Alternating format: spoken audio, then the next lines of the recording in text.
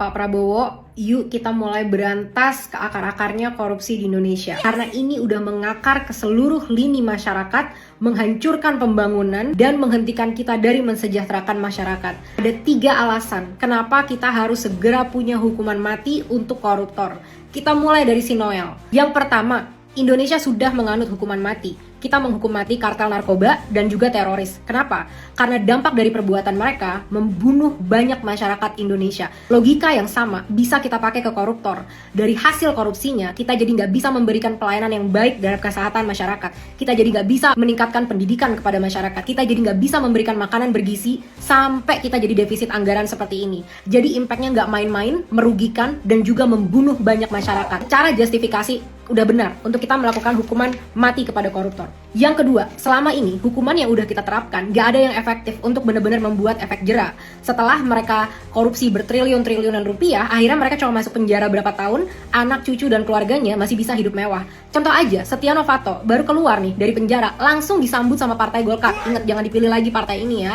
Diajak lagi masuk ke dalam partai. Gayus Tambunan, kalau ingat, waktu di penjara dia kemana? Jalan-jalan nonton tenis. Jadi nggak efektif banget penjara untuk koruptor. Udah saatnya kita bener-bener hukum mati mereka semua. Ini efektif kok. Efektif banget terjadi di beberapa negara seperti Vietnam dan Cina yang benar-benar maju ekonominya setelah mereka bisa bertindak tegas terhadap koruptor-koruptor yang ada di negaranya. Ketiga, Pak, ingat, dia pernah menghina Bapak waktu dia jadi tim suksesnya Jokowi. Nih, tweetnya dari si Noel ya. Udah kelihatan, Pak, di sini. Jadi, Pak, udah pernah dikatain kayak gitu. Udah, kita harus tegas, Pak, kepada dia. Jadikan dia contoh di Indonesia. Juga, Pak, si Noel ini, dia dulu mengkampanyekan loh program untuk hukuman mati terhadap koruptor. Dan ternyata dia sendiri yang jadi koruptor. Presiden harus berani ngambil kebijakan, atau penegak hukum berani mengambil kebijakan, menyiapkan regu tembak untuk para pejabat-pejabat ini. Itu lebih, menurut saya, bisa mengobati keinginan rakyat hari ini. Jadi, yuk kita tuntut akuntabilitasnya dia. Kita jadikan dia role model dari programnya sendiri. Mulai sekarang, Pak, jangan sampai ada pemaafan ya dari perilaku dia ini. Kalau bisa kita gantung, Pak, di Monas. Atau kita hukum yang bener-bener transparan kepada masyarakat. Bener-bener lihat ini efek jerahnya saat orang